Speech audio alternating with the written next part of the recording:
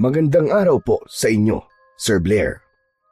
Lalong-lalo na po sa mga giliw ninyong tagapakinig at taga-suporta sa inyong YouTube channel. Ang kwentong aking ibabahagi ay nangyari taong 1990. Nang matanggal sa trabaho ang aking ama na si Nestor, bumalik kami sa trabaho ng aking ina sa probinsya ng Bicol. Hindi ko na lamang po babanggitin ang eksaktong lugar upang mapangalagaan ang lahat ng mga taong nakatira sa lugar na yon. Pagsasaka ang naging hanap buhay namin doon. Meron kasing lupain ang aking ina na ginawa naming taniman ng pinya. Sa una po ng aming pagtira doon ay naging maayos naman ang aming buhay. Ngunit habang tumatagal ay unti-unti naming napapansin na ang baryo ng aking ina ay meron palang misteryong itinatago. Isang nakakakilabot na karanasang hinding-hindi ko po makakalimutan. Kilalanin niyo na lamang po ako sa pangalang Rodel. At ito ang aking kwento. Anak naman, diligan mo na mga pinya natin, tanghali na eh. Nandiyan ka pa rin sa higaan mo. Tay naman ang aga-aga pa eh. Tay, bigyan niya pa po ako ng 5 minuto. Iidip lang ako. Ano bang ginawa mo kagabi at napuyat ka ng ganyan? Tay, hindi po ba inutusan niyo ako kagabi na magsunog po ng mga basura sa paligid ng taniman ng pinya? Sabi niyo pa nga po eh, kapag malapit ng anihin ng mga pinya, kailangan niyo yung pausukan. Oo nga, pero 9:00 lang yun ang gabi ah. Paano ka naman napuyat? Ay nako, pati po ba yun ipapaliwanag ko pa rin sa inyo? 9:00 nga po ako nagsimula, natapos naman po ako hating gabi na. Ay nako, nakahanap ka na naman ng palusot. Hala, sige na, bumangon ka na dyan at alagaan mo sa dilig ang pinya. Naman sabi ng antok pa nga eh. Isa pa alam niyo naman diba, ayoko po talaga na mag-alaga ng mga pinya. Iba na lang po ang iutos niyo sa akin, tay, wag lang yun. Por Diyos por santo naman batang ito. Aba, ano naman ang iuutos ko sa'yo bukod sa pinya? Wala na tayong ibang inaalagaan. Ay nako, pambihira ka talaga, oo. At saka, sino sa palagay mo ang aasahan ko sa pag-aalaga ng mga pinya natin? Tayo lang naman dalawa ang magkasama dito. Kung bakit naman kasi bumalik-balik pa tayo rito eh. Nakakainis talaga. Ano sabi mo? Anong binubulong-bulong mo dyan, ha, Rodel? Wala po. Susunod na po ako sa utos nyo. Wala naman po akong pagpipilian eh. O hala, magdala ka na rin ng itak. Dukalin mo ang lupa sa palibot ng puno ng mga pinya. Ano po, tay? Pambihira naman yan, oh. Alam niyo naman po, diba, pinakaayoko po sa lahat talaga ang magdukal ng lupa. Hindi po talaga komportable na pumasok sa loob ng taniman ng mga pinyi. Ang dami po kasing tinik ng daon, natutusok ako. Rodel, ano ka ba? Saan ka ba nakakita ng daon ng pinya na walang tinik, ha? Pambihira ka talaga, oo. Ang hirap sa'yo, ang dami mong reklamo. Parang tinik lang eh, hindi mo naman yun ikakamatay. Ang kaartean mo sa buhay ang ikamamatay mo dahil mamamatay kang dilat sa gutom. Ay, naku talaga. Nakakasura kang bata ka. Hindi niyo naman po kasi naiintindihan sinasabi ko eh. Ewan ko sa'yo. Baka gusto mong ihampas ko sa itong nakasabit na dahon ng pinya sa pintuan natin. Sumunod ka na lang sa utos ko nang di na umiinit ang ulo ko sa'yo. Ano? Tatayo ka na lang ba dyan, ha? Gusto ba talagang tamaan? Siyempre, ayoko po. Susunod na nga po eh. Gagawin ko na nga po yung pinag-uutos niyo eh. Naman bad trip talaga. Rodela, naririnig kita. Hindi na ako natutuwa sa mga pagsagot-sagot mo, ha? Baka mawala ang tamis sa mga pinya ko dahil hindi bukal sa loob mo ang pag-aalaga sa kanila. Sus, ang dami niyo naman pong pamahiin, tay. Hala, sige na. Mauna ka na at ihahanda ko na tong mga abono. Susunod na lang ako sa'yo. Teka, huwag mong kalimutan dalhin ang pang-spray, ha? Opo, Tay. 18 taong gulang ako noon nang lumipat kami sa baryo sa probinsya ng Bicol. Ayoko talaga sa lahat ang pag-aalaga ng pinya dahil sa tinik nito. Pero dahil wala naman akong ibang pagpipilian, ay napipilitan na lamang akong sumunod sa aking ama. Kakamot-kamot sa ulo na bumangon ako at bumaba sa aking katre na gawa sa kawayan. Pagkatapos ay kinuha ko ang aking itak. Nakasabit yun sa dingding ng aking kwarto. Ano pa tinatayo-tayo mo dyan, Rodel? Sige na, bilisan mo na, tanghali na! Mag-aalok pa tayo ng mga pinya sa ibaba ng bundok sa mismong sentro ng bayan. Aba, malayo yun dito. Baka madilim na ang paligid bago pa tayo matapos. Bakit naman po kasi mag-aalok pa tayo ng mga pinya eh? Marami naman pong bibili niyan sa atin eh. Mabuti na yung may tiyak tayong buyer nang hindi naman masayang ang aanihin natin na pinya. Tsaka kailangan din natin kilalanin ang mga tao sa baryo na to. Para naman hindi tayo pag-isipan na tayo ay masamang tao at walang pakisama. Hindi ko maintindihan kung bakit kailangan pa namin gawin yon. Hindi na lang ako nagsalita. Maya-maya pa ay tinahak na namin ng daan papasok sa kakahuyan. Pagdating namin sa taniman ay agad akong nagdilig, naglinis at nagdukal ng lupa. Pagkatapos ay si tatay naman ang naglagay ng pahabol na abono sa mga pinya. Pagkalipas ng 1 oras ay natapos din kami sa pag-aasikaso sa mga tanim. O sige na, Rodel. Itabi mo na mga gamit natin at pupunta na tayo sa bayan. Hindi po ba muna tayo kakain ng tanghalian, Tay? Kanina pa po kasi ako nagugutom eh. Doon na tayo kumain. Ang balita ko meron daw karinderya sa bayan eh. Sikat daw yon dahil sa masarap na luto ng Bicol Express. Masarap din naman po kayo magluto nun, Tay. Wala na kasing oras para magluto pa eh. Para isahan na lang ang lakad natin nang hindi masayang ang oras. Sige na. At bigla akong nagutom nang maalala ko ang ulam na Bicol Express. Itak lang ang iniwan kong nakasukbit sa aking bewang. Ang pang-spray naman ay iniwan ko sa kubo na naroon din sa taniman ng pinya. Habang naglalakad kami sa gitna ng kakahuyan, ay bigla kong naalala ang tungkol sa pagkamatay ng aking ina na si Soledad. Tay, matanong ko lang, ano po ba kasi ang totoong nangyari kay nanay? Ano po ba ang ikinamatay niya? Pambihira ka naman, Rodelo. Tama ba bang pag-usapan ng tungkol sa nanay mo? Pilit ko nang kinakalimutan na nangyari sa kanya. Tapos ipapaalala mo na naman sa akin? Aba? Pasensya na po kayo, Tay. Bigla ko lang po kasing naalala si nanay.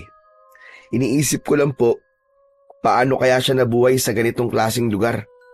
Liblib, tahimik, mahirap ang pamumuhay, at parang kakaiba ang mga taong naninirahan dito. Paano mo naman nasabing kakaiba? Bihira nga tayong bumaba ng bundok. Isa pa, ganito naman talaga sa probinsya eh.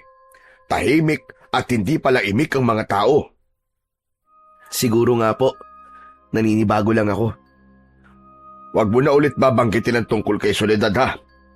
Kapag naaalala ko siya, hindi ko naiiwasang hindi malungkot. Oo na po, hindi ko na po babanggitin ang tungkol kay nanay. Kung bakit naman po kasi, konti lang ang alam kong detalye tungkol sa kanya. Ayaw niyo po kasi siyang pag-usapan natin eh. Pakiramdam ko po tuloy, may itinatago kayo sa akin. Tumigil sa paglalakad ang aking ama at seryoso siyang tumingin sa aking muka. Wala akong tinatago sa iyo, Rodel. Kaya tigil-tigilan mo na ang pag-iisip sa mga bagay na hindi dapat pag-usapan. Irespeto mo na lang ang nararamdaman ko, anak. Alam mo naman na hanggang ngayon nangungulila pa rin ako sa nanay mo eh. Ang simple-simple naman po kasi ng tanong ko sa inyo, hindi niyo po masagot ng maayos. Kaya kung ano-ano tuloy ang iniisip ko. Isipin niyo rin naman po yung nararamdaman ko. Ay nako, pagtatalunan pa ba natin to, Rodel? Aba teka, nandito na pala tayo eh.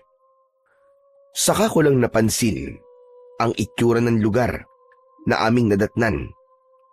Maraming bahay sa gilid ng mabatong kalsada. Halos lahat ay gawa ang mga yon sa kugon at kawayan na pare-pareho lamang ang mga itsura. Maraming mga tao ang masayang nagkwekwentuhan sa labas ng kani-kanilang tahanan. Ngunit nang mapansin nila kami, ay saglit silang tumigil sa pag-uusap. Nakatingin lang sila sa amin ni Tatay. Tay, tignan mo. Bakit po kaya ganyan sila makatingin?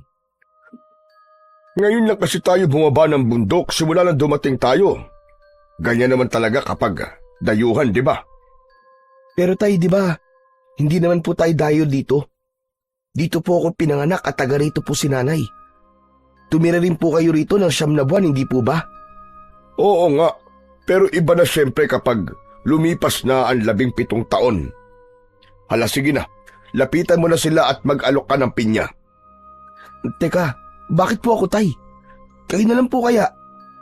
Ay nako, paano ka matututong mag-sales stock? Kailangan mo matutunan kung paano mag-alok ng iyong produkto. Para naman kapag wala na ako, abay kayang-kaya mo nang mag-isa. Pambihira naman oo. Hindi ko po pinangarap na habang buhay magtitinda ako ng pinya no. May sarili po akong mga pangarap. Huwag ka na nga mga tuwiran dyan, sumunod ka na lang. Sige na, lapitan mo na sila. Nakatingin na sila sa atin, oh. Kahit napipilitan, ay wala na akong nagawa, kundi lapitan ang isang umpukan ng mga tao sa harap ng tindahan para mag-alok sa kanila ng pinya. Mawalang galang na po sa inyo mga ate, kuya. Baka gusto niyo po ng pinya. Malapit na po kaming mag-ani, 1 linggo na lang po ang palilipasin. Baka gusto niyo lang po bumili sa amin. Baka gusto niyo pong umorder. Natigilan ako dahil seryoso silang nakatingin sa akin. Hindi sila nagbago sa pagkakaupo. Para silang mga estatwa. Kaya wala na akong nagawa kundi ang lumapit kay tatay at magreklamo. Pambihira naman tayo. Para akong tanga na nakikipag-usap sa mga kahoy. Hoy, huwag ka maingay, baka mamaya marinig ka nila. Nakita niyo naman po, di ba? Oo nga, napansin ko rin. Sige na, huwag na lang natin silang pansinin. Sa unahan na lang tayo mag-alok ng pinya. At baka pinaglihi ang mga yan sa manikin. Ewan ko kung matatawa ako sa pagbibiro na yon ni tatay. Mas nangibabaw kasi sa akin nang sandaling yun ang labis na pag-aalala. Hindi ko kasi maintindihan kung bakit ganun ang reaksyon ng mga tao sa lugar na yon. Tay, alam niyo po ba ang pakiramdam na para bang ang bigat po pakisamahan ng mga tao rito? Yung tipo po na parang may tinatago po sila sa atin. Sos! Nag-isip ka na naman ng mga negatibo, Rodel. Pwede ba? Puro positibo muna ang isipin mo. Nagswertehin naman tayo. Kumain na muna kasi tayo, tay. Nang mawala na po ang ganitong klaseng pakiramdam ko. Mamaya na, kapag nakapagpa-order na tayo. Teka, ayun o, sa bandang yon. Nakikita mo ba mga tao ron sa tapat na malaking bahay na may pulang pintura? Opo, bakit po tay? Lapitan natin sila. Alukin natin ang pinya. Baka hindi rin sila magsalita tay katulad kanina. Sus, parang isang beses ka lang nabigo. Susuko ka na kagad. Tara na. Naunang naglakad ang aking ama papunta sa lugar na itinuturo niya. Pagdating namin sa tapat ng umpukan ng mga kalalakian, napako ang aking atensyon sa matandang lalaki na nakangiti kaagad sa amin. Kaya hindi na ako nahiyang mag-alok ng pinya. Mga amang, baka gusto niyo po ng pinya. Baka gusto niyo pong umorder na sa amin. Teka, pinya ba ka mo? Aba, tama-tama. Pinag-uusapan pa lang namin yung taniman nyo ng pinya. Iniisip namin kung kailan kayo mag-aani ng mga pinya at balak namin kumuha sa inyo kahit isang sako. Ganun po ba? Naku, maraming salamat naman po. At may bueno mano na po kami sa pagpapa-order. Sige, pa-order ako ng isang sakong pinya at ititinda ko rin ang mga yon sa tapat ng aking bahay. Biglang binalot ng tuwa ang puso ko ng mga sandaling yun. Yun din kasi ang unang pagkakataong nakapagpa-order ako ng pinya. Si tatay naman, nakita ko na naglilista rin ng pa-order sa ibang mga lalaking naroroon. Maya-maya pa ay nagsalita ulit ang matanda na hindi inaalis ang matamis na ngiti sa labi niya. Alam mo, kamukha mo si Soledad.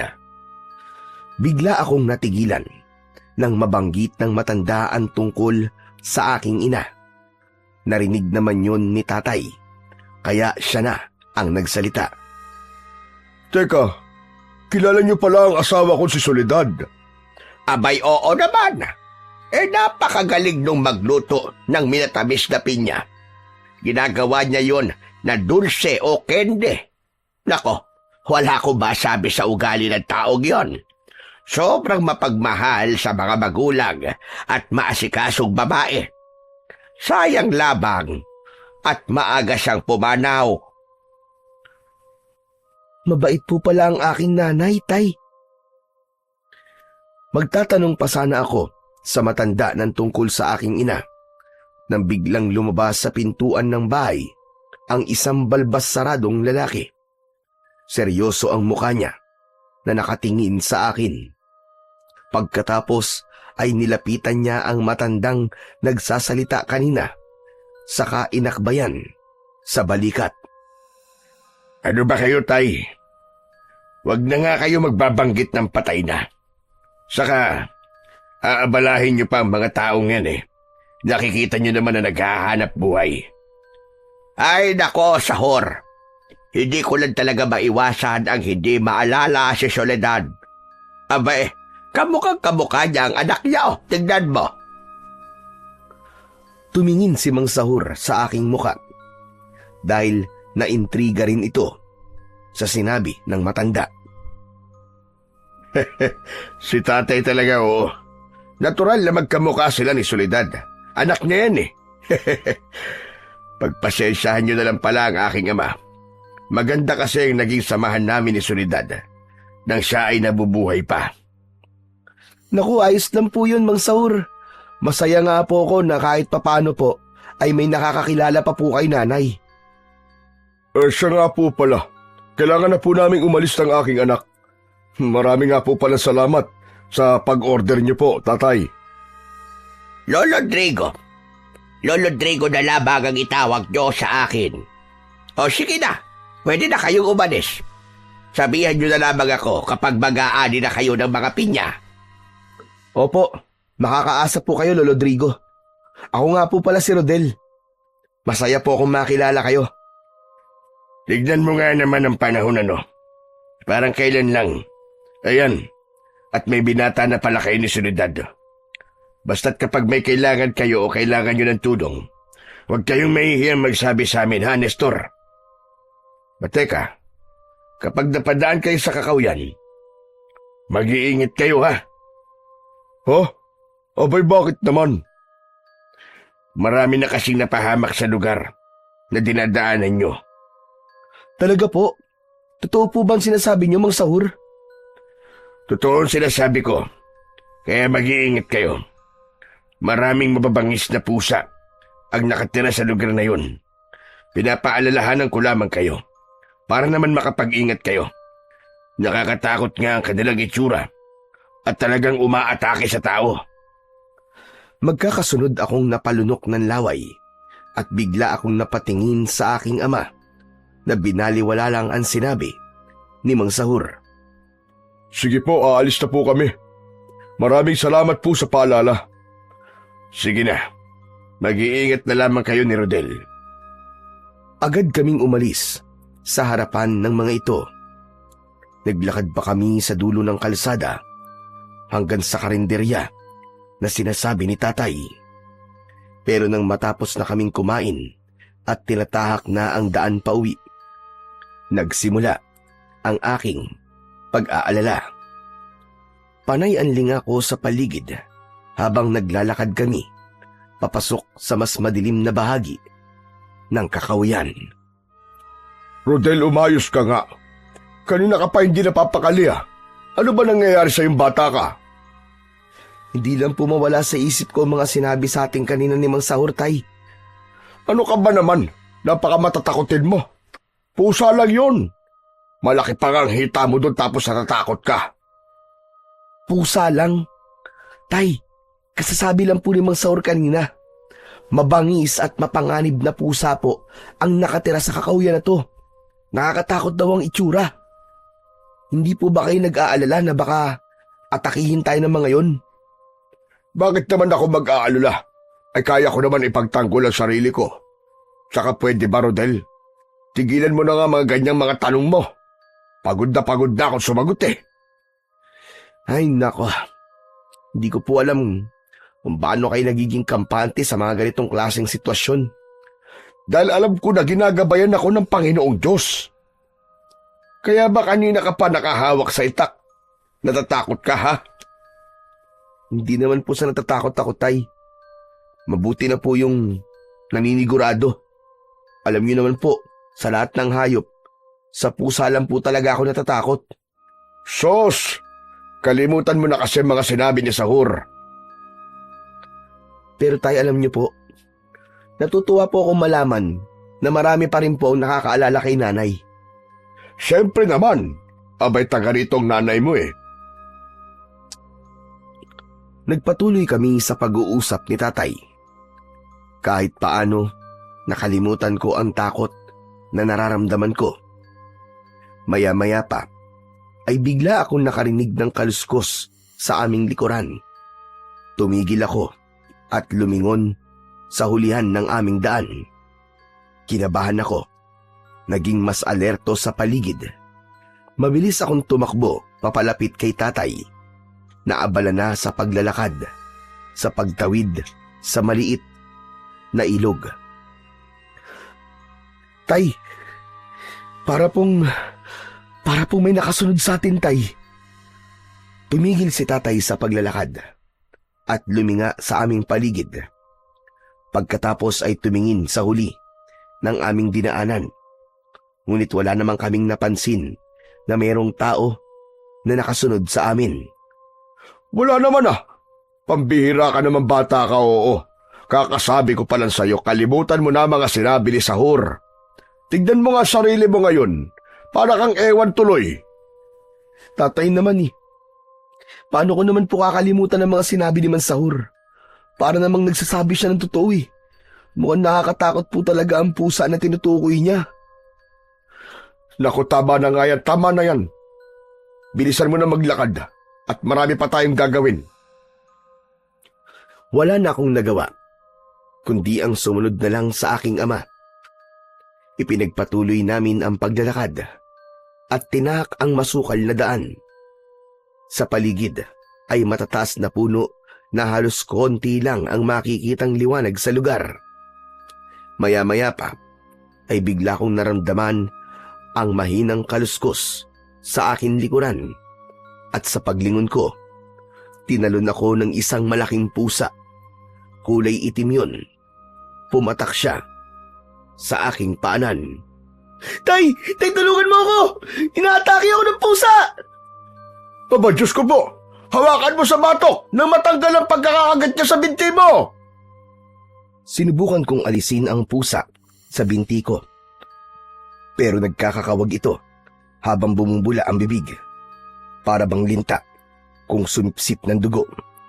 Kahit ipinapadyak ko ang aking paa, ay hindi natatanggal ang kanyang pangil sa aking laman. Bigla kong hinugot ang aking itak. Pinagtataga ko siya sa likod. Hindi ko tinigilan. Halos hindi mabilang na taga ang tumama sa kanyang katawan. Nanginginig ang aking katawan dahil sa takot. Anak, bakit mo pinatay? Ordinaryong pusa lang naman yan. May ordinaryo po bang pusa na sumisipsip po ng dugo? Nakita niyo naman po, di ba? Kahit anong gawin ko, hindi natatanggal ang pagkakakagat niya. Lintik na pusang yan. Muntik nang humiwalay ang kaluluwa ko sa katawan ko Paano ba naman? Masyado ka nagpapaapekto sa sinabi ni Sahur. Kaya ayan, nangyari na nga yan sa'yo. Diyos ko naman, Tay. Nasugatan na nga po ako, tapos sasabihin niyo pa po sa akin yan. Piniga ko ang aking binti na tinamaan ng kagat ng pusa. Bumulwak ang dugo mula sa aking sugat at pumatak sa lupa. Ang hirap kasi sa'yo. Wala kang pagmamahal sa mga hayop. Kaya madali lamang sa'yo ang pumatay ng pusa. Tignan mo, kawawa naman. Halos magluray-luray yata ang leeg. Tay, pwede ba? Parang mas mahalaga pa sa inyo ang pusa na yan kaysa sa akin Kinagat na nga ako Hindi na ituloy ng aking ama ang kanyang sasabihin nang mapatingin siya sa aking likuran. Kaya nang sundan ko ang kanyang tingin, ay nagulat ako sa aking nakita. Nakatayo ang isang babae. Nakataklob ang palad sa bibig niya. Umiiyak. Nanginginig ang kamay na nakatingin sa patay na pusa. Anong ginawa niyo? Sinong pumatay sa alaga kong pusa? Nako, sa'yo pala yan, miss. Nako dapat sa alaga mo na pusa, kapag babangis, ikinukulong o di kaya naman ay tinatali. Nakakadisgrasya Hindi mabangis ang pusa ko. Hindi mo siya dapat pinatay. At bakit hindi ko papatayin ang pusa mo? Tignan mo ang ginawa niya sa akin Ang lalim ng sugat sa binti ko. Paano kung may rabies siya Dapat pa nga pagamot mo ako Walang rabies ang pusa ko. Kayo ng kasama mo ang pumasok sa bakuran ko. Hindi niyo ba nakita kung nasan kayo? Saka ko lang iginala ang aking paningin. Nakita ko na nasa loob nga kami ng isang bakuran. Sa dulo ng daan ay merong isang malaking bahay na gawa sa kawayan at napapalibutan ng malalaking puno. Teka, bakit di ko nakita na may bahay dyan? Anak, tama na. Tayo mali rito. Humingi ka na lang ng pasensya sa kanya. Napatay mo ang pusa niya, kaya tama lang na magalit siya sa'yo. Hindi sana ako hihingi ng pasensya. Pero nang makita ko na niyakap niya ng mahigpit ang patay na pusa, para bang nakonsensya rin ako. Miss, pasensya na. Hindi ko naman sinasadya nagulat lang ako. Natakot ako Inatake kasi ako ng pusa mo Kahit na, wala ka pa rin karapatan na pumatay ng hayop. Tignan mo tong babaeng to. Ako na nga nagpapakumbaba. Ikaw pa ang galit. Willie na ang pangalan ko. Hindi babae. Ikaw na nga itong nakagawa ng pagkakamali. Ikaw pa itong nagmamalaki. Sana bago mo pinatay ang pusa ko, tinignan mo muna kung ano ang nasa paanan mo. Nagkamali ka ng pag-aakala sa pusa ko. Si tatay ang unang nagsalita habang nakatingin sa aking paanan. Kahit ako ay nagulat din. Diyos ko anak, iniligtas ka lang pala ng pusa laban sa banakon. Hindi mo nakitang may ahas. At kaya nagkakakawag siya kanina dahil natuklaw siya ng ahas. Hindi ko alam ang mararamdaman ko ng mga oras na yon. Lalo na nang tumalikod sa akin si Wilina habang umiiyak. Napatingin ako sa aking ama na dismayado rin sa nangyari. Mas nangibabaw ang awa at pagsisisi ko para sa pusa. Tay, hindi ko alam Sorry, hindi ko talaga sinasadya. Hindi na maibabalik ng mga sinasabi mo ang buhay ng pusa na nagligtas sa'yo. Tay, wag niyo naman po ako masyadong konsensyahin Nagsisisi na nga po ako Hindi ko dapat ginawa yun. Pasensya na talaga. Huli na nga, di ba? Nakakahiya tuloy kay Wilina. Sige na. Mauuna na ako maglakad. Sa bahay na lang tayo mag-usap.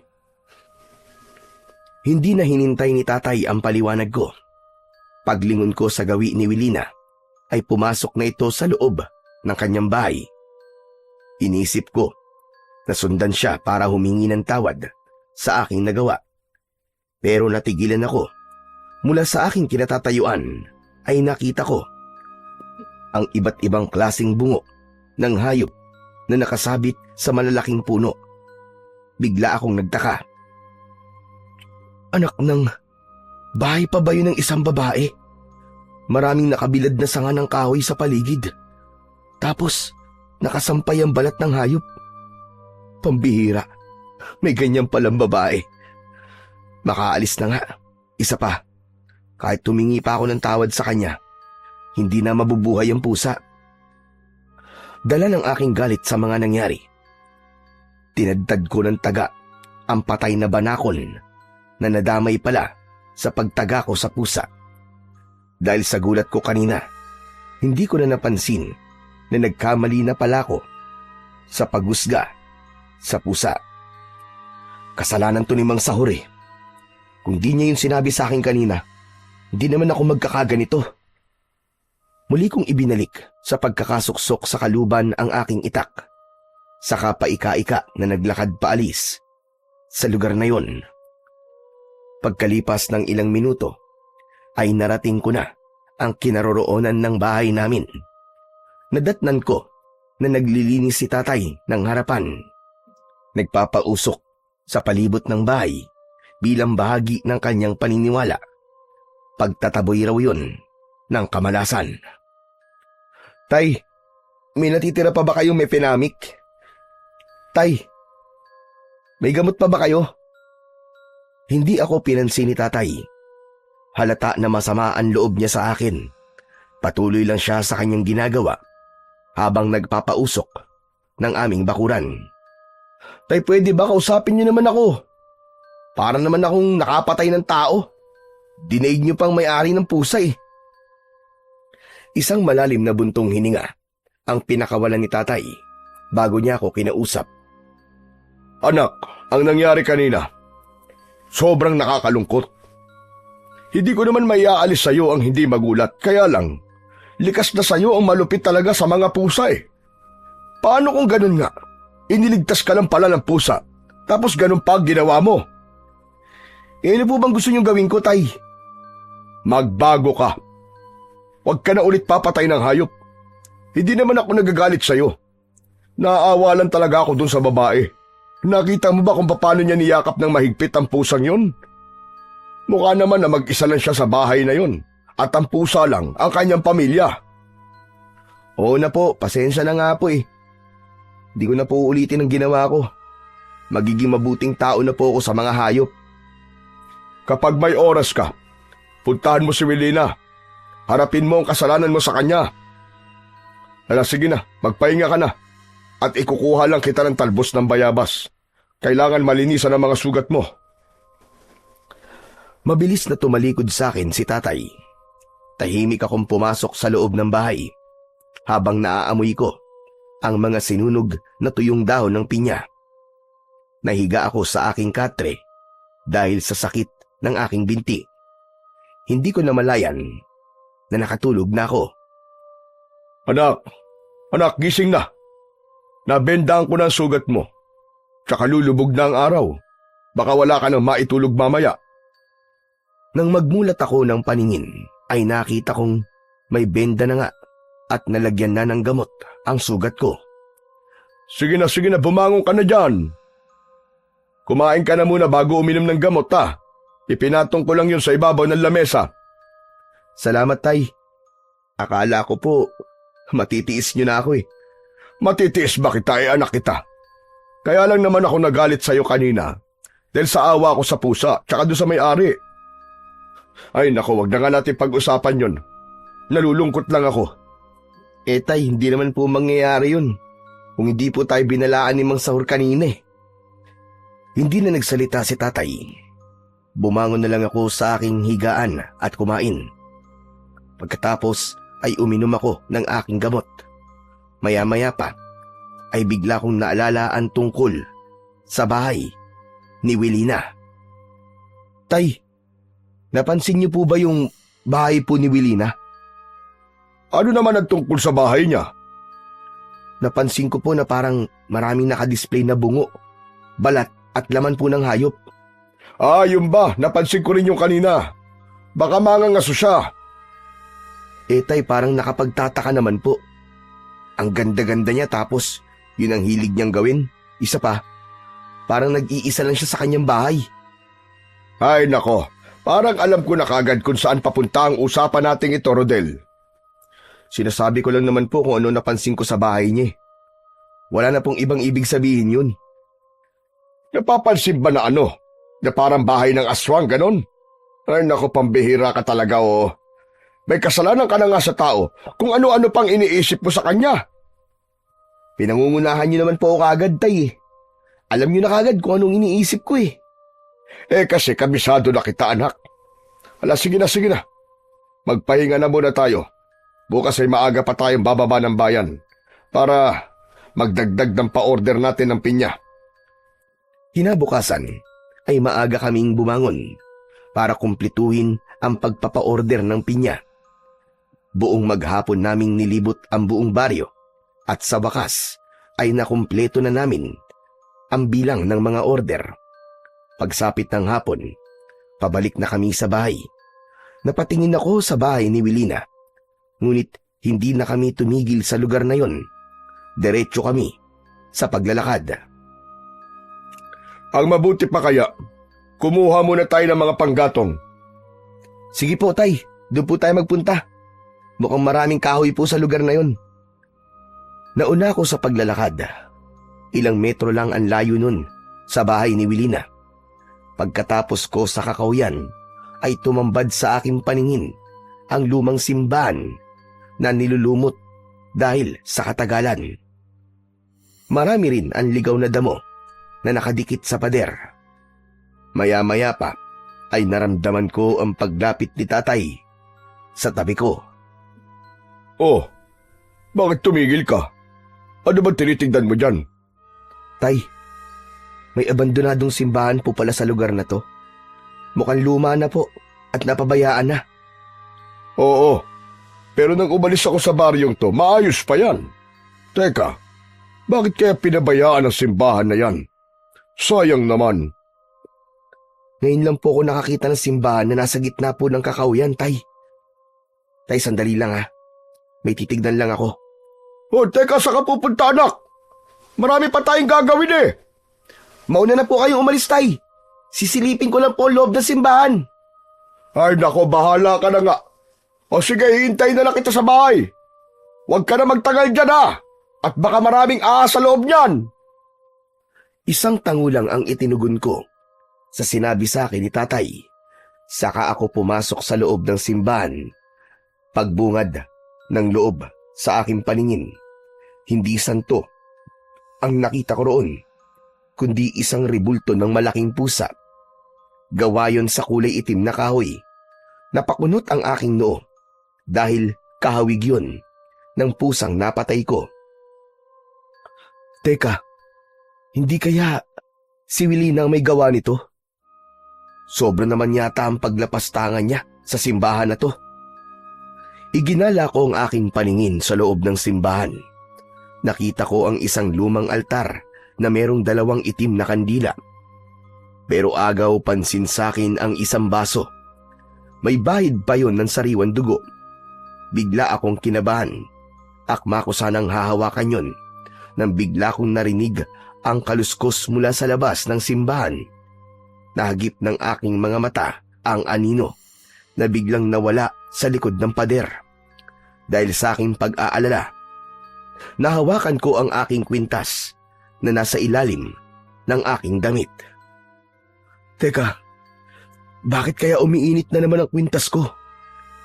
Ang kwintas ko na yon ay ang iniwang alaala sa akin ni nanay bago siya namatay. Pero magmula nang umuwi kami sa baryo, ay madalas ko na rin nararamdaman na umiinit yon. Muling naulit ang kaluskos sa labas ng simbahan. Nahagip ng aking paningin ang isang anino na tumakbo papunta sa kakahuyan. Sandali! Sino ka? Mabilis akong tumakbo palabas ng simbahan para sundan ang anino. Pero nawala ito at kahit saan ako tumingin ay wala na akong maramdaman na may kasama pa ako sa lugar na yon. Nawala na rin ang init sa palawit ng aking kwintas. Imposible naman na si tatay ang nakita ko kanina. Nagpatuloy ako sa paghanap hanggang sa makarating ako sa gitna ng kakahuyan. Nakita ko ang maraming tao na nagkakagulo. Nandoon din si tatay na nakikusyoso sa mga ito. Nilapitan ko sila at pansamantala kong nakalimutan ang tungkol sa anino na nakita ko kanina. Paglapit ko ay agad kong tinanong si tatay. Tay, ano po nangyari? Naku anak, kawawa naman yung mag-ina. Sino mag-ina, tay? Inginuso sa akin ni tatay ang pinagkakaguluhan ng mga tao at nanlaki ang aking mga mata nang makita ang mag-ina. Magkayakap sila na nakahiga sa lupa, naliligo sa sariling dugo at tadtad ng kagat sa katawan. Diyos ko, bakit naman pinatay sila? Napakawalang puso naman na may gawa nito sa kanila, tay. Ang sabi ay inatake raw sila ng mabangis na pusa. Batay raw yun sa itsura ng kagat nila. Matagal na raw nangyayari ito eh. Pero hanggang ngayon ay hindi pa rin nahuhuli ang pumatay sa kanila. Diyos ko, hindi po ba't si Willie na lang alam kong may alagang pusa? Baka naman marami siyang inaalagaan na pusa at yun ang pumapatay sa mga tao, hindi kaya? Tumahimik ka nga. Baka mamaya may makarinig sa'yo. Hindi ka pwedeng magbintang ng basta-basta. Lalo na at hindi naman natin nakita kung sino ba talaga ang pumatay sa mag-ina. Kasi po tay kanina, may napansin po akong kakaiba nang pumasok po ako sa lumang simbahan. Di ba malapit po yun sa bahay ni Wilina? Hindi po kasi santo ang nakita kong nakapatong sa altar, kundi isang kulay itim na pusa na gawa sa kahoy. Kahawig po siya ng pusa ni Wilina, tay. Pambihira ka naman, oo. Baka ipinagdasal lang niya ang pusa niyang namatay. Binigyan mo naman kagad ng kahulugan. Ay nako, tay. Paano mo naman ipapaliwanag ang baso na may bahid pa ng sariwang dugo? Sige nga. Ano? Totoo ba yan sinasabi mo? Opo, tay. Kaya nga po nakarating ako sa lugar na to eh. Dahil may nakita rin po akong anino kanina. Sinundan ko at biglang nawala. Tapos, ayun, nakita ko po kayo dito. Hindi na nagsalita ang aking ama. Sa halip ay muli naming tinignan ang bangkay ng mag-ina. Bakas sa anyo ng mga ito ang labis na takot dahil sa nakadilat nilang mga mata at nakaawang nilang bibig. Maya-maya pa ay bigla ko ulit naramdaman ang pag-iinit ng aking suot na kwintas. Kaya napalinga ako sa paligid at nagtama ang aming paningin ni Wilina. Nakatingin siya sa akin at sa mga tao. Nakatayo siya malayo sa kinaroroonan namin. Pero bigla siyang umalis, kaya napatingin ako sa gawi ng aking ama. Tay, saglit lang ah. May pupuntahan muna ako. Teka, saan ka na naman mapupunta? Malapit nang dumilim eh. Saglit lang po ako, tay. Babalik din po ako agad. Hindi ko na hinintay ang sasabihin ni tatay. Agad akong tumakbo para sundan si Wilina. Pagdating ko sa gitna ng kakahuyan ay bigla siyang nawala. Nagpalinga-linga ako sa paligid, ngunit wala siya. Humanda ka sa akin, Wilina. Alam kong may kakaiba sa'yo. Hindi ako makakapayag na magtagumpay ka sa binabalak mo. Kung naloko mo mga tao rito, pues, hindi ako. Isang malalim na buntong hininga ang pinakawalan ko. Saka muling tumakbo. Hanggang sa nakita ko si Wilina. Nakatayo. Nagtago ako sa likod ng puno. Habang nararamdaman ko pa rin ang pag-iinit ng suot kong kwintas. Napansin ko na umaatras ng hakbang si Wilina. Saka bumunot ng kutsilyo sa kanyang bewang. Sinundan ko ng tingin ang tinitignan ni Wilina. Nakita ko ang dalawang lalaki. Humahakbang, papalapit sa babae.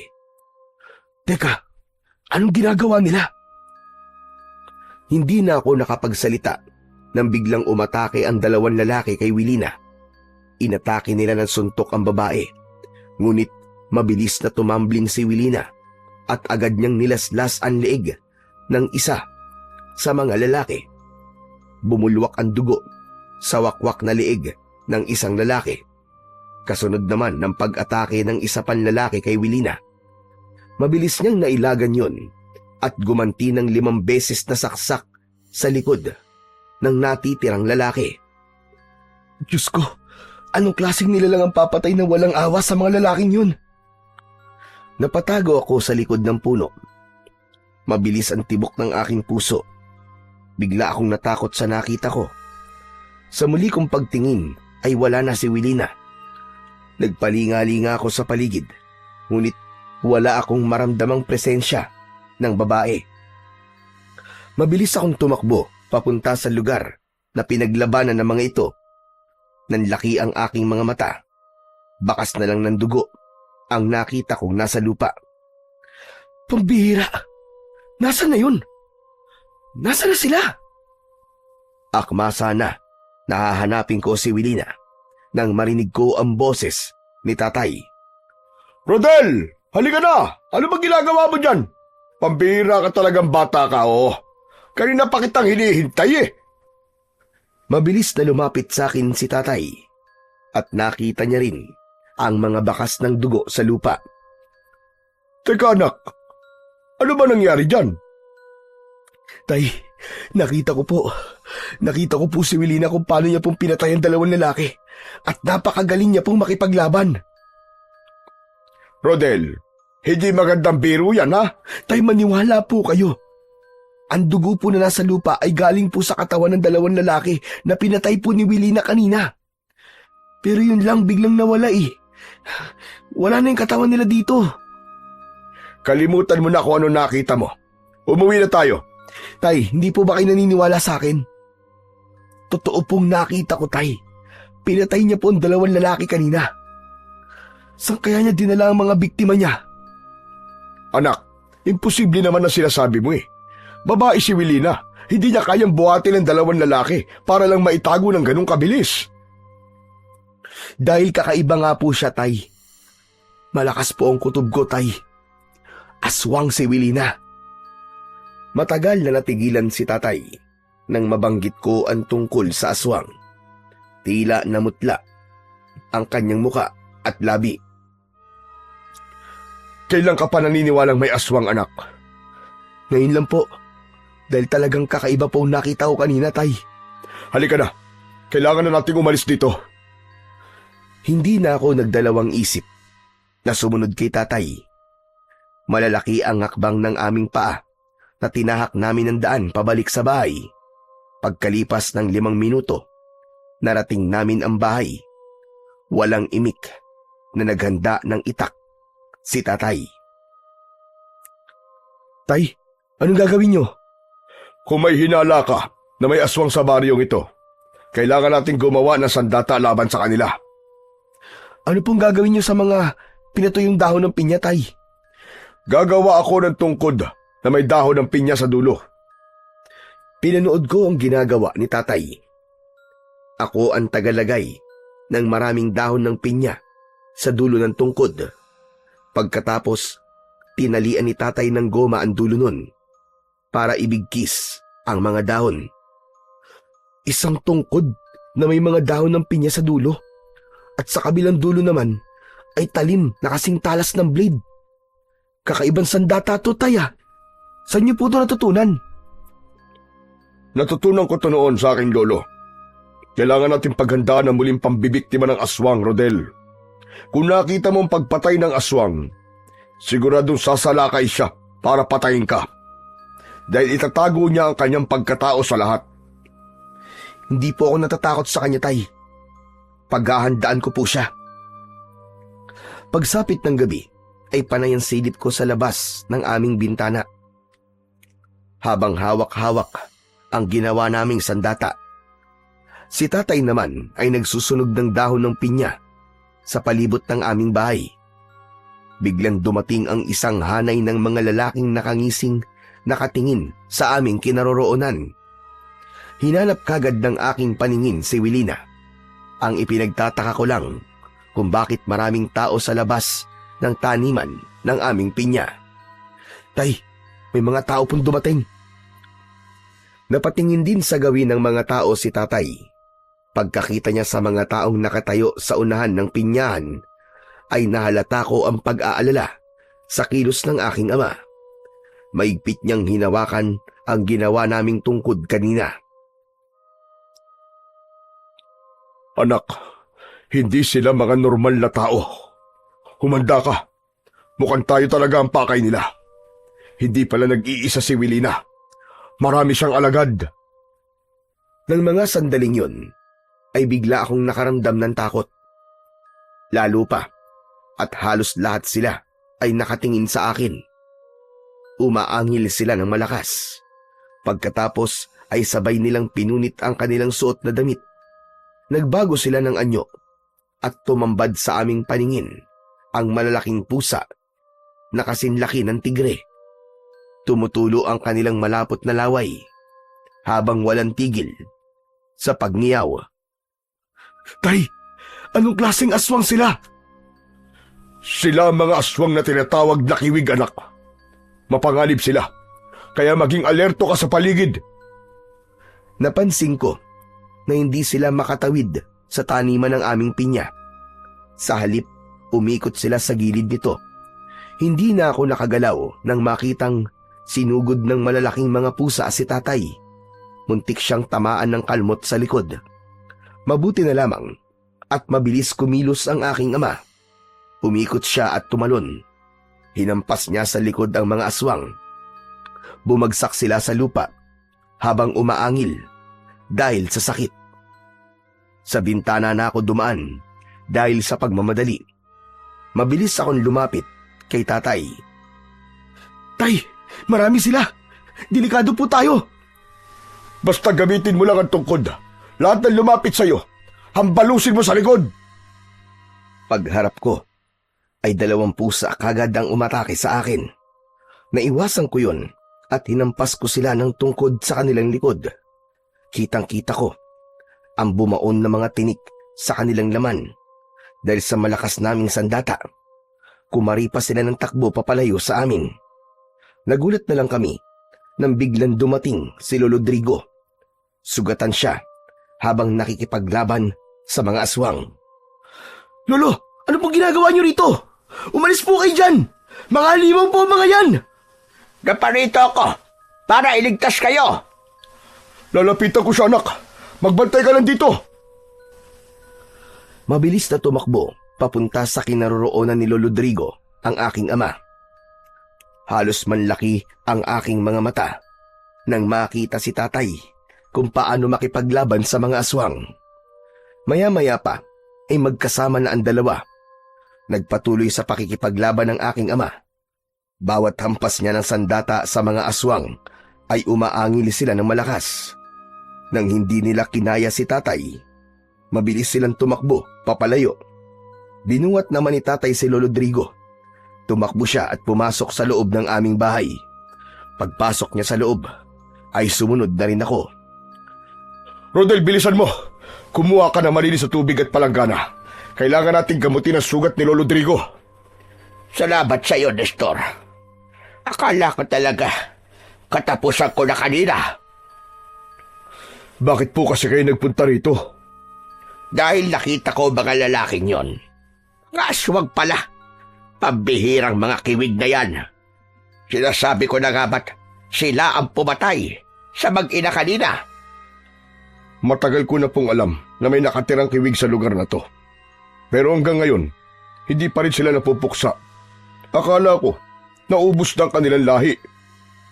Tay, ito na po ang palanggana. May gamot na rin po yan. Agad na kinuha ni tatay ang palanggana at nilinisan ang sugat ni Lolo Rodrigo. Habang abala ang aking ama sa kanyang ginagawa, bigla kong naalala ang ginawang pakikipaglaban ni tatay sa mga aswang. Tay, paano niyo po natalo ang mga aswang? Kailan po kayo natuto sa pakikipaglaban? Dati ako manunugis ng aswang, anak. Ngunit, matagal ko nang tinalikuran ang tungkol sa pagiging manunugis ko. Dahil ang akala ko ay wala lang kiwig sa lugar na ito. Tama ang sinabi ng tatay mo, Rodel. Matagal na nahimik ang mga kiwig at hindi namin alam kung bakit bigla silang nagparamdam. Ang buong akala talaga naming lahat, naubos na kanilang lahi. Hindi po kaya may kinalaman dito si Wilina?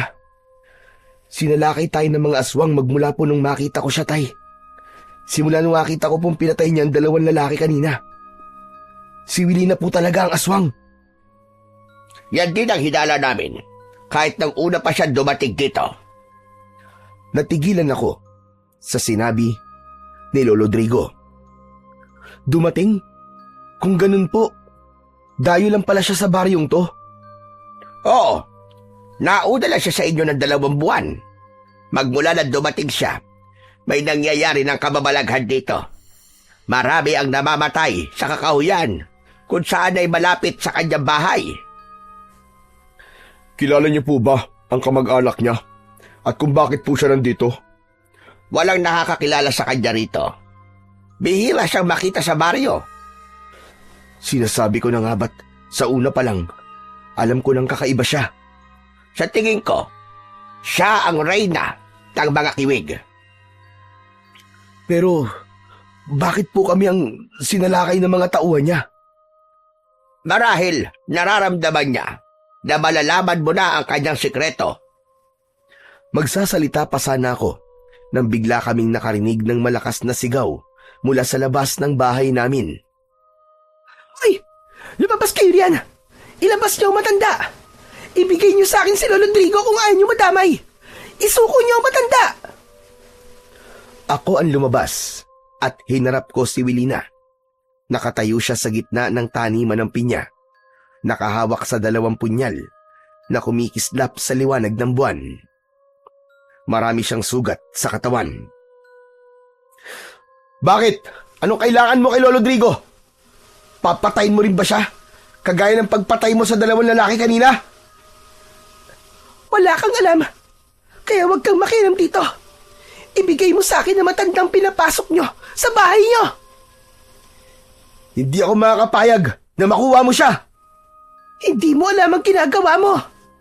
Alam ko kung anong ginagawa ko. Alam ko na isa kang aswang, kaya hindi ka magtatagumpay. Magdadaan ka muna sa ibabaw ng aking bangkay bago mo siya makuha. Ipinagkiskisan ni Wilina ang 2 talim bilang pagpapakita ng pakikipaglaban sa akin. Kung makikipagmatigasan ka, mapipilitan akong labanan ka. Pagkasabi nun ni Wilina, ay agad siyang sumugod sa aking kinaroroonan. Ni hindi ko napansin kung saan nanggagaling ang sipa niya at hindi ko yun naiwasan. Gumanti ako sa kanya ng suntok, subalit nailagan niya yon. Sa kanyang pagtayo, tumama sa ilalim ng aking panga ang kanyang kamao. Bumagsak ako sa lupa. Huwag mo akong pakikialaman. Ibigay mo sa akin ang matanda. Alam ko naririnig mo ako, tanda. Maglaban tayo. Mag-toast tayo, hayop ka. Hindi ko alam kung bakit galit na galit si Wilina kay Lolo Drigo. Hinintay ko rin na magpalit siya ng anyo, pero nabigo ako. Sa halip, mabilis siyang pumasok sa loob ng aming bahay. Unang tumilapon sa lupa ang aking ama. Nabitiwan niya ang kanyang sandata. Kasunod nun, lumabas si Wilina. Hawak niya ang matanda sa leeg, habang nagpupumiglas. Nestor! Rodel! Tulungan niyo ako! Mabilis akong bumangon para tulungan si Lolo Drigo. Sinugod ko ng palo ng tungkod si Wilina, ngunit sinalubong ako ng malakas niyang sipa. Tumama yun sa aking dibdib. Patayin niyo ang aswang na to! Patayin niyo! Ha! Huwag mo kong linlangin, tanda! Alam mong hindi ako aswang! Bumangon si tatay at takmasa na niyang hahampasin ng tungkod si Wilina. Ngunit sinalag yun ng babae. Hindi niya sinaktan si tatay. Sa halip, bumaling siya sa gawi ko. Pagmasdan nyo kung sino ba talaga sa amin ang aswang. Inihagis ni Wilina si Lolo Rodrigo sa gitna ng pinyahan. Bumagsak ito sa tanim at bumaon ang mga tinik sa likod ni Lolo Rodrigo. Kontra sa mga aswang na kiwig ang tinik ng pinya. Ang sugat sa kanyang likod ay hindi kayang abutin ng kanyang dila. Kaya hindi niya yan magagawang pagalingin kaagad. Huwag mo kami linlangin. Alam kong ikaw ang reyna ng mga aswang na kiwig. Lalapitan ko sana si Wilina, ngunit umalingaw-ngaw ang malakas na pag-angil mula kay Lolo Rodrigo. Napatayo si tatay at napatitig sa nangyayari sa matanda, lalo na nang magbago ang anyo nito. Anak ng isang aswang si Lolo Rodrigo! Paano nangyari yun? Siya ang pinakamatandang supremo ng mga aswang na kiwig. Sa mga sandaling yan, ay magsisimula ang paggapang ng sugat sa kanyang katawan. Maghahanap siya ng sisiw na gagamitin niya upang ipasa ang kanyang mutya sa kanyang tagapagmana. Unti-unting nagbago ang anyo ni Lolo Rodrigo. Naging isang malaking pusa ito, saka mabilis na tumakbo papalayo sa aming kinaroroonan. Hahabulin sana namin ni tatay, kaya lang ay pinigilan na kami ni Wilina. Hindi na magtatagal ang buhay niya dahil sa tinik ng pinya na bumaon sa kanyang likod. Una na kaming naglaban kanina. Ako may gawa ng sugat niya sa likod. Yun ang kahinaan ng mga kiwig. Habang hindi pa niya nahahanap ang kanyang pagpapasahan ng mutya, matinding paghihirap ang dadanasin niya. Muntik na kami magkamali at mapahamak sa pagtitiwala namin sa matandang yon. Wilina, pasensya ka na.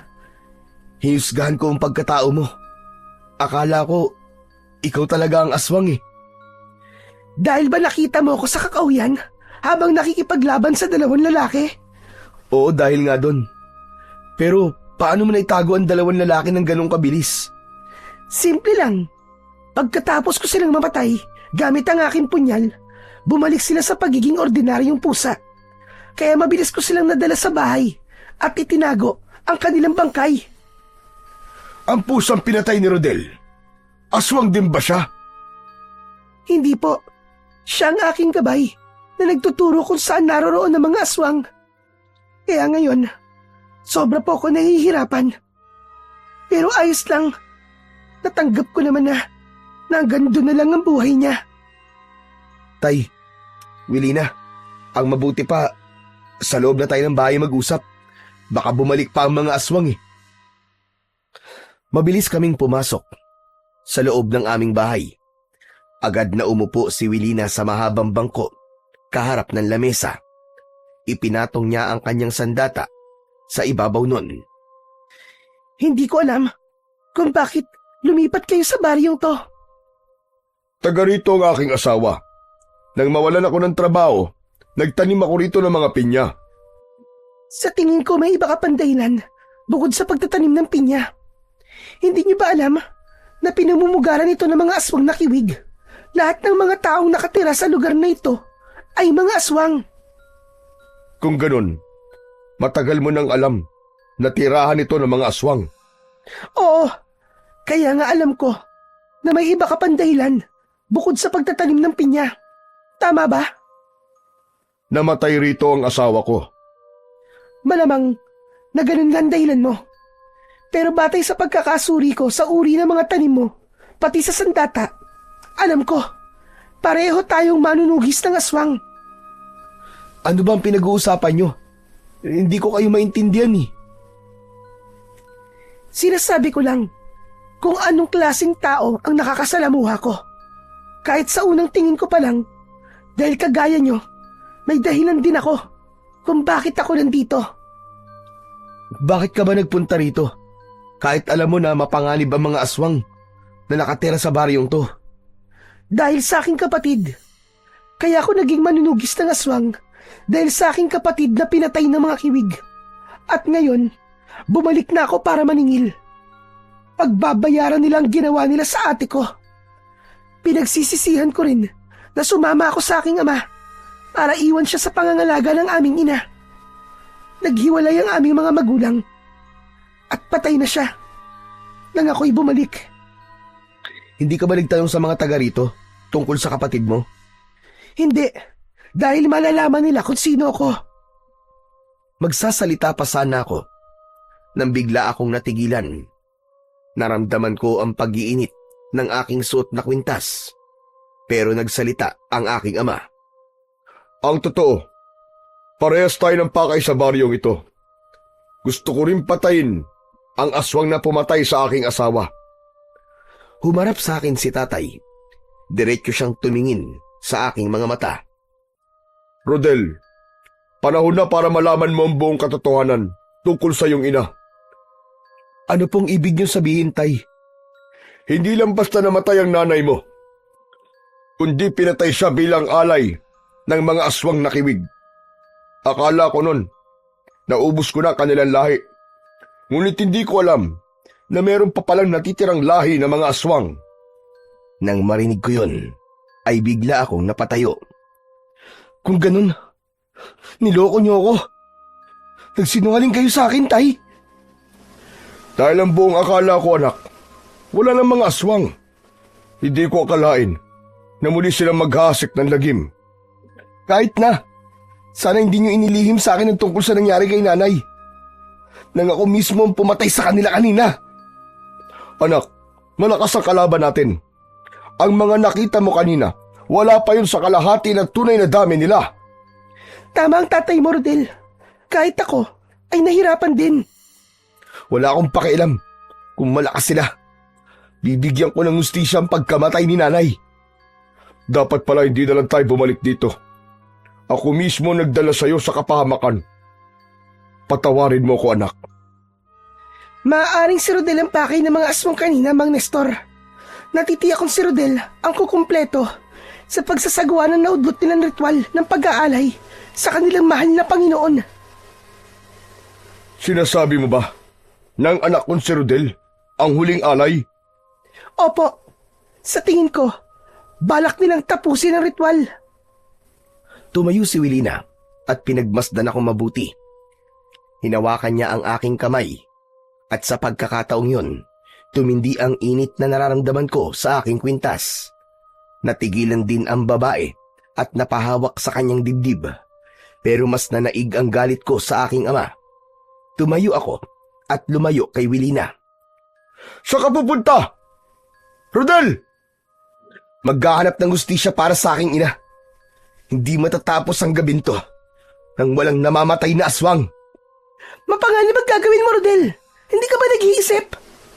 Wala na akong pakialam. Patay na akong patay. Mahalaga, makamit ko ang katarungan para sa nanay ko. Kung si Lolo Drigo ang supremo, natitiyak kong pati ang kanyang anak na si Mang Saur ay aswang din. Hindi ko na hinintay na magsalita at pigilan ako ng aking ama. Gusto ko lang din mapag-isa ng mga sandaling yon. Lalo pa at hindi ko maintindihan kung bakit umiinit ang suot kong kwintas. Mabilis akong tumakbo, papunta sa kakauyan at tinakandaan papunta sa lumang simbahan. Natitiyak ko na doon magsasagawa ng ritual ang mga aswang nakiwig. Pagdating ko sa lumang simbahan, narinig ko kagad ang boses ni Lolo Drigo.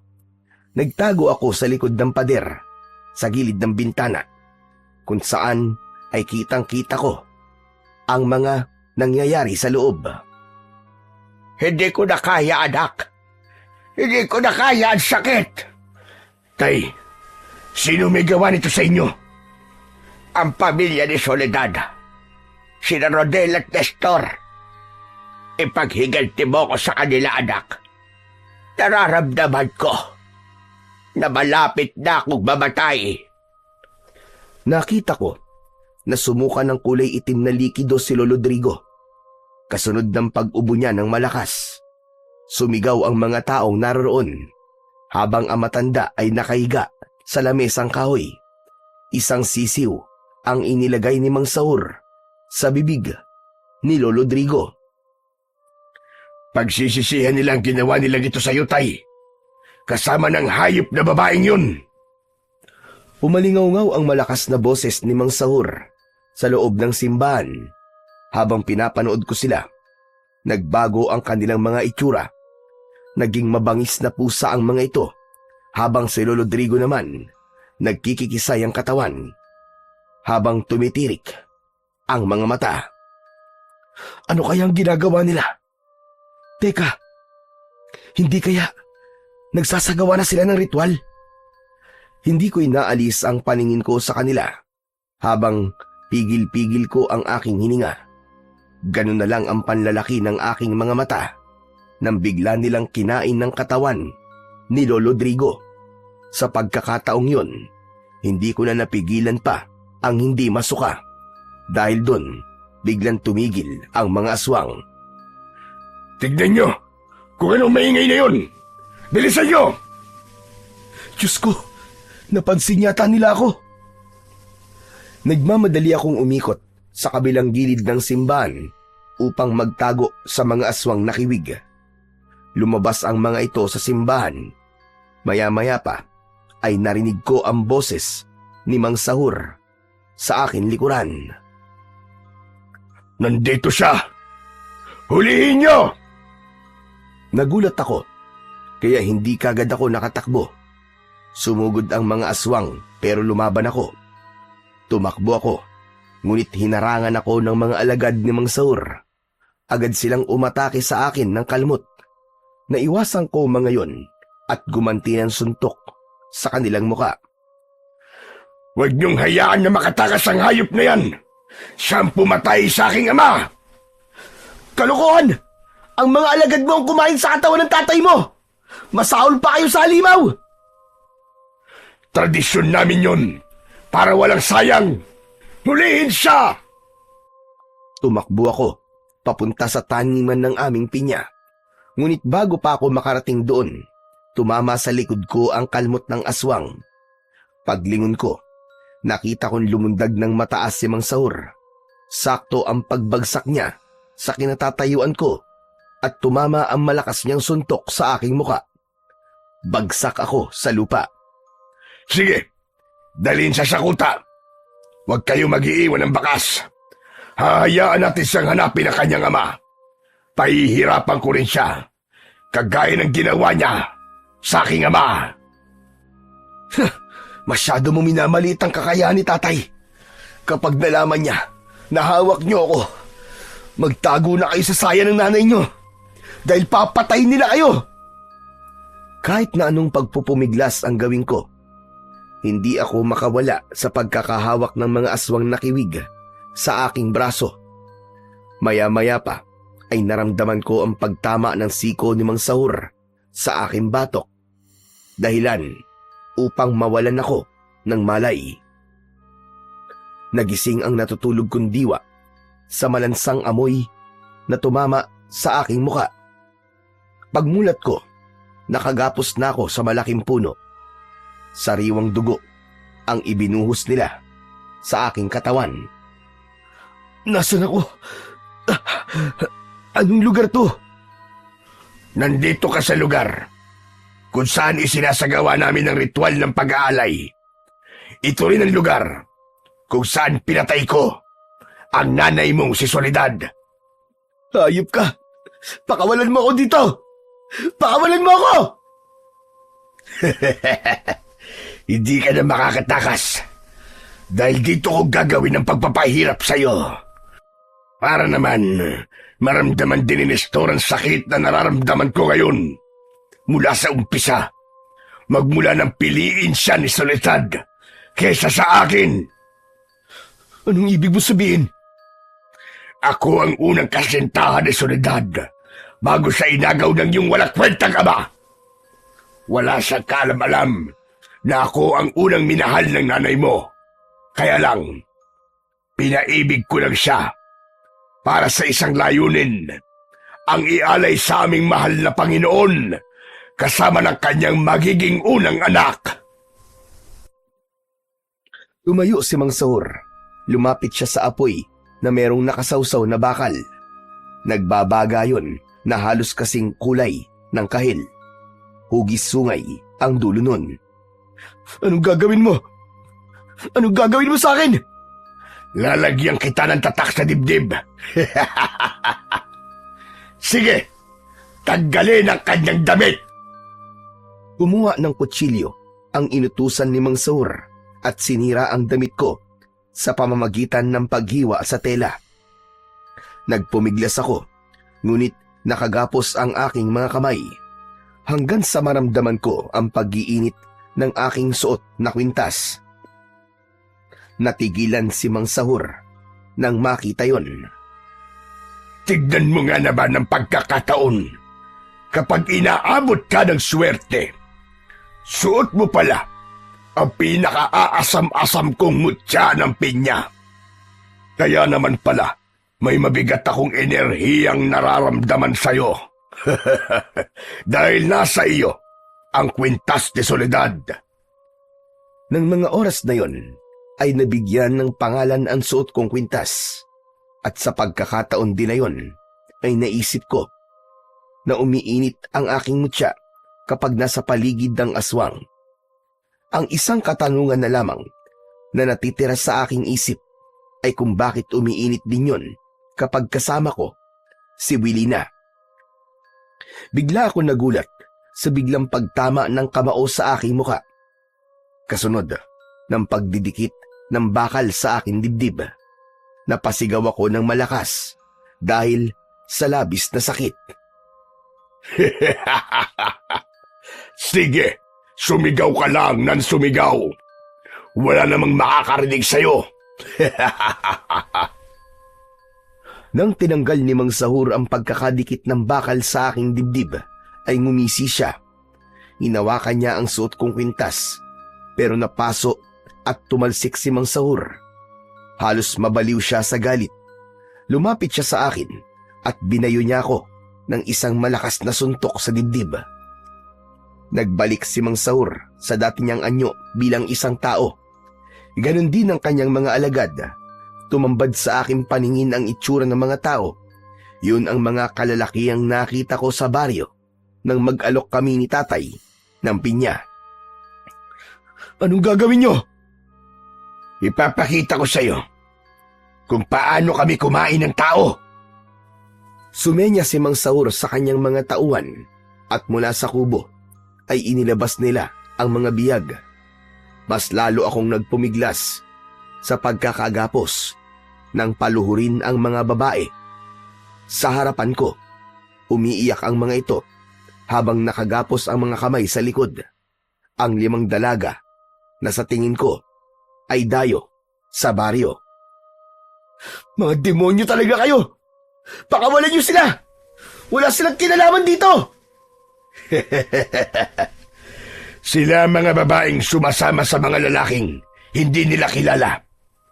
Para sa amin, pagkain namin sila. Huwag mo silang sasaktan, demonyo ka! Wala silang kasalanan sa inyo! Huli na para sa sinasabi mo.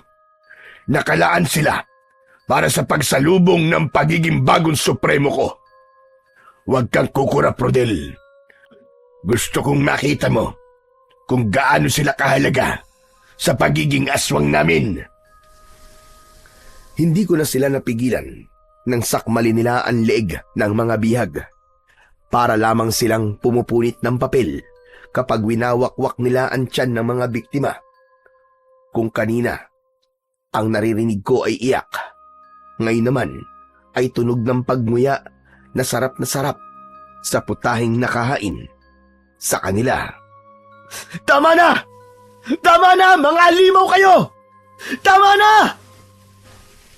Para bang wala silang naririnig sa mga sigaw ko habang ang dugo ng mga biktima ay inihahaplas nila sa kanilang balat. Unti-unti silang nagbago ng anyo. Naging mas mabangis silang aswang na kiwig. Makintabang kanilang kulay itim na balahibo. Kumikislap yon sa liwanag ng bilog na buwan. Ang katawan nila ay sa tao, habang ang kanilang ulo naman ay kahawig talaga ng pusa. Umangil sila na masakit sa aking pandinig. Lumapit sa akin si Mang Sahur. Hawak niya ang ulo ng babaeng pinatay nito. Umaalingasaw ang lansa sa paligid. Ganap na akong halimaw na mas malakas pa sa lahat ng mga aswang. Ngayon naman, ikaw naman ang aking lalapain. Inihagis ni Mang Sahur ang pugot na ulo ng biktima. Tangka na sana nalalapit sa akin ang pinuno ng mga aswang. Lumipad sa ere ang kutsilyo. Bumaon yun sa kamay ni Mang Sahur. Napasigaw ito sa labis na sakit. At sa pagtingin ko sa pinagmulan ng kutsilyo, nakita ko si Wilina, nakatayo kasama ang aking ama. May mga dala silang tungkod. Kami ang harapin mo, halimaw ka! Pinatay mo ang kapatid ko! Ako naman ang papatay sa'yo ngayon! Nagpaserko-serko sa ere si Wilina. At pagbagsak niya sa lupa, sakto yun sa tapat mismo ni Mang Sahur. Tinamaan niya ito ng siko at sipa sa muka. Bumagsak ang pinuno ng mga aswang pasadsad sa lupa. Saka ako nilapitan ni Wilina at tinanggal ang pagkakagapos sa kamay ko. Sakto na natanggal niya ang tali ay tumilapo naman ang babae sa lupa. Tinamaan na pala ito ng sipa ng pinuno ng mga aswang na si Mang Sahur. Mamamatay ka ngayon! Hindi ako makakapayag na mamigo na naman ako! Sinakal ako ni Mang Sahur. Umangat ang aking mga paa sa lupa. Pero dahil sa suot kong mutya, napaso na naman ang kanyang kamay at naihagis niya ako. Anak, ayos ka lang ba? Ito, saluin mo! Gamitin mo! Inihagis sa akin ni tatay ang aking sandata. Pagkasalo ko, ay agad ko yung ginamit kay Mang Sahur. Pinalo ko siya sa ulo. Bumagsak siya sa lupa. Saka ko hinarap ang mga alagad niya. Sa likod mo sila patamaan! Halos mapuno ng mga pag-angil ang paligid mula sa mga namatay na aswang na kiwig. Ang ibang natitirang kiwig, pinalibutan nila kami. Wala na kayong takas ngayon. Dito na kayo mamamatay. Kayo ang walang takas! Humanda ka! Papatayin kitang demonyo ka! Sinugod namin sabay-sabay ang mga kalaban. Bawat tamaan ng aking sandata ay nagkikisay ang kanilang katawan hanggang sa mamatay. Si tatay naman ay mabilis na kumilos. Sinaksak niya ng dulo ng tungkod ang lahat ng lumapit na aswang. Ngunit nagulat kami sa biglang paglitaw ng ibang mga aswang mula sa likod ng mga puno. Anak ng teteng, oo. Parang hindi sila nababawasan ah. Wala na talaga tayong ibang paraan kundi ang tumakas. Kailangan na natin makarating sa taniman ng pinya. Tagilid tayo rito. Tama, dahil kontra sa kanila ang tinik ng pinya. Hindi natin sila kakayanin ngayon kung lalabanan natin sila ng harap-harapan. Lalo na at malakas ang kanilang puwersa. Tumingala ako sa langit at napansin ko na malapit nang sumikat ang araw. Tayo na. Kung aabutan sila ng pagsikat ng araw sa pinyahan, mamamatay sila ron. Tumango si Wilina at tatay sa akin sinabi. Umatake muna kami sa mga kalaban bago kami tumakbo at magpahabol sa kanila. Halos hindi lumapat ang mga paa namin sa lupa sa bilis ng aming pagtakbo. Paglingon ko sa hulihan ng aming daan ay nakasunod sila sa amin. Kung saan-saan sila dumadaan para lamang mahuli kami. Merong umaakyat ng puno at nagpapalipat-lipat ng sanga. Sabay talon sa lupa. Nakalmot ng isang aswang ang aking likod. Gumanti naman ako ng hampas at tumama yon sa kanyang leeg. Bumagsak ito sa lupa at namatay. Bilisan mo, anak! Takbo! Andiyan na sila! Maaabutan na tayo! Sa pagpapatuloy ng aming pagtakbo, ay narating namin ang taniman namin ng pinya. Nagpunta kami sa gitna at saglit na naghintay sa pagdating ng mga aswang na kiwig. Dito na muna tayo. Maghihintay tayo sa pagsikat ng araw. Nandiyan na sila. Diyos ko, hindi ko akalain na marami sila. Habang naghihintay sila, sa pagdating ng huling alay, nagparami sila ng alagad at nagpalakas ng puwersa. Kahit malakas pa ang kanilang puwersa, tay, hindi sila makakalapit sa atin. Totoo ang sinabi ko. Umaangin lang ang mga aswang at hindi makalapit. Kitang-kita sa kanilang mga mata ang galit at pagkadismaya. Hindi maaari! Lumabas kayo dyan! Umalis kayo sa gitna ng talim niyong pinya! Mga duwag! Nagtatago kayo sa kakayahan ng pinya! Mga inutil! Ikaw ang duwag! Kung matapang ka, bakit hindi ka lumapit sa amin dito? Sige, lapit! Tumingala sa langit si Mang Sahur, saka malakas na sumigaw. Mga kasama, aatras tayo! Malapit na sumikat ang araw. Kapag tinamaan tayo ng sikat ng araw habang may bahid ng dugo sa katawan, masusunog tayo! Tara na mga kasama! Atras! Saan kayo pupunta mga duwag? Bumalik kayo rito! Babalik ako. At sa pagbabalik naming lahat, sisiguraduhin ko na matitikman ko na ang lamang loob nyo! Mabilis na nawala ang mga aswang nakiwig sa aming paningin. Nangihina naman na napaupo ako sa lupa. Ramdam na ramdam ko ang sakit ng sugat at tatak ko sa aking dibdib. Diyos ko, mabuti na lang at gumana ang naisip natin. Biglang natigil sa pagsasalita si Wilina dahil titig na titig siya sa suot kong kwintas. Nanginginig ang kanyang kamay na hinawakan niya yon, kasunod ng pagdukot niya sa kwintas na nasa ilalim ng kanyang damit. Napaunat ako sa pagkakaupo at mabilis na napatayo. Ikaw? Teka, bakit magkaparehas ang kwintas natin?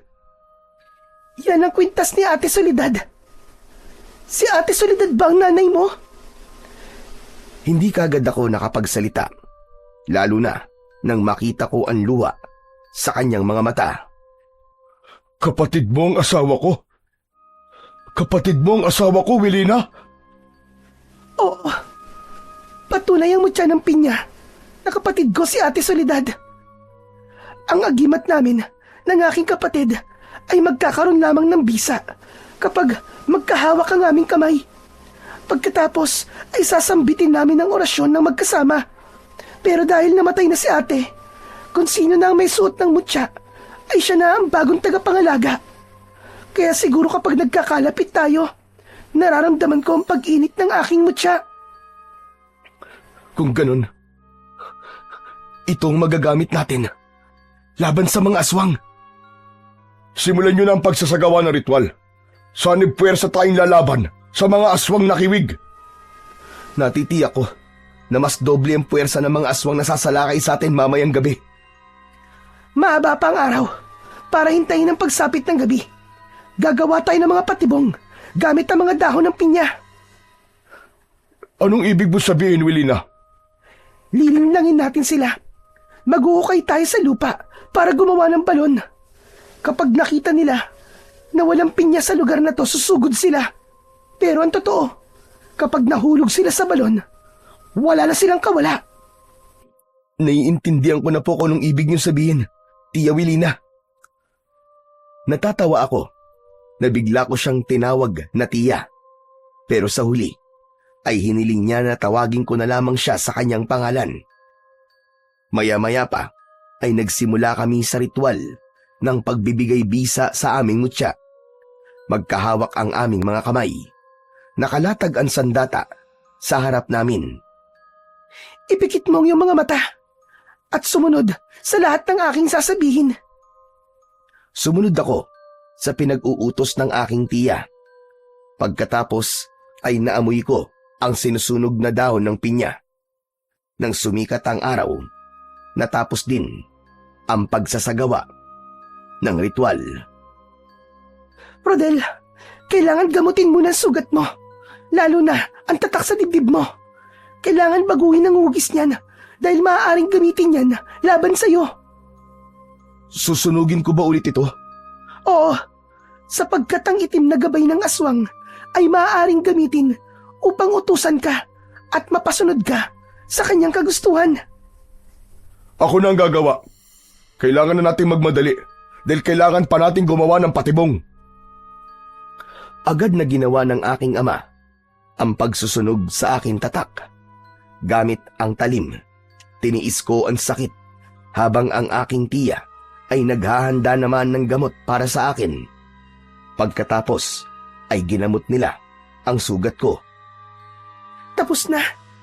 Maya-maya lang, mawawala ng sakit ng sugat mo. Sa tulong na rin ng iyong mutya. Buong araw kaming naging abala sa paggawa ng mga patibong. Kagaya ng naisip naming plano, pinaghandaan namin ang pagdating ng mga aswang na kiwig. Pagsapit ng gabi, ay nakiramdam na kami sa aming paligid.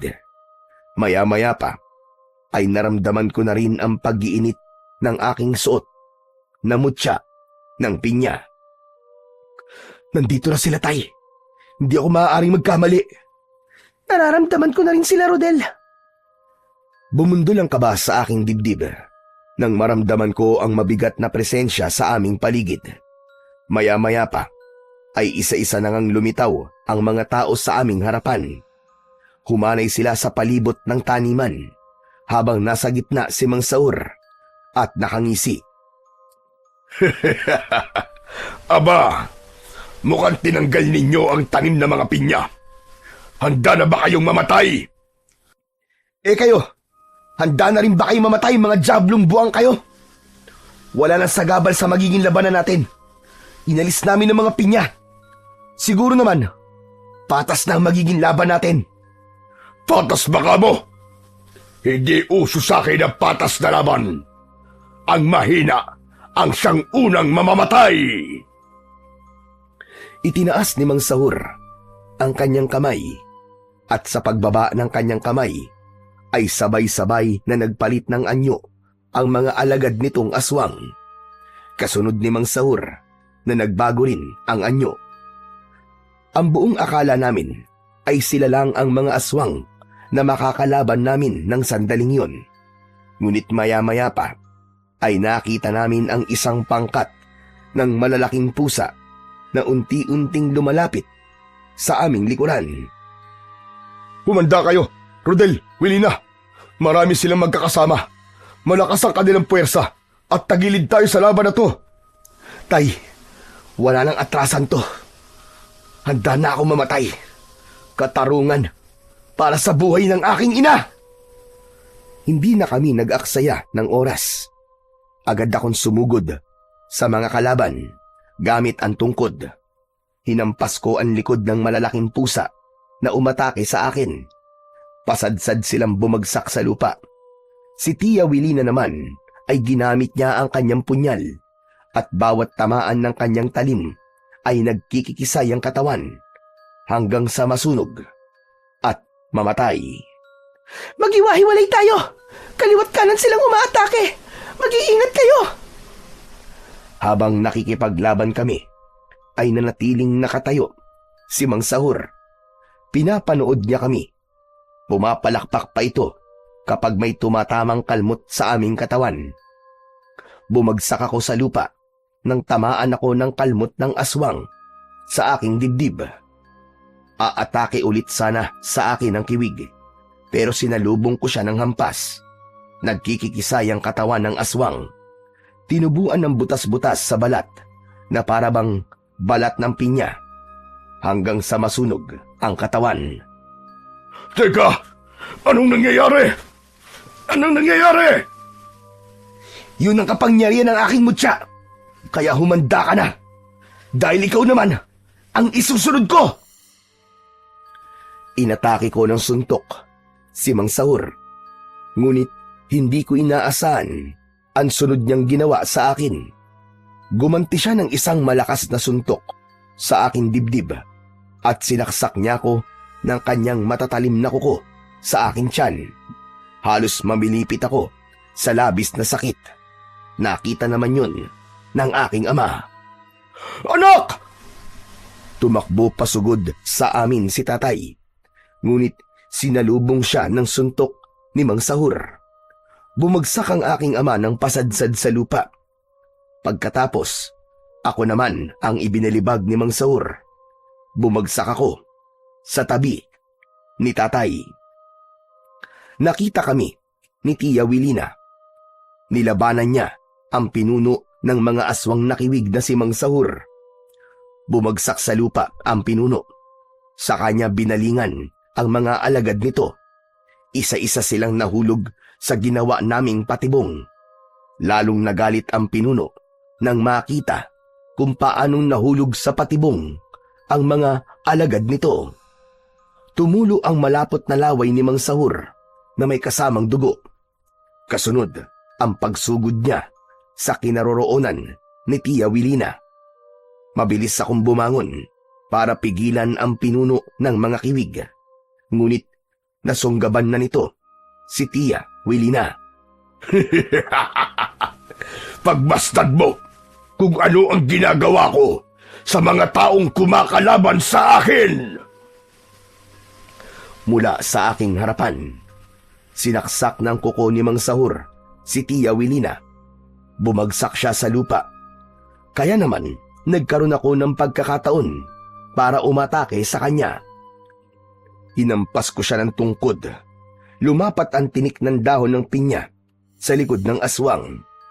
Namilipit siya sa labis na sakit.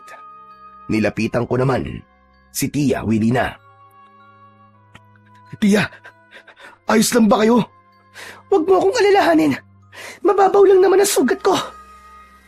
Muli akong napasulyap kay Mang Sahur.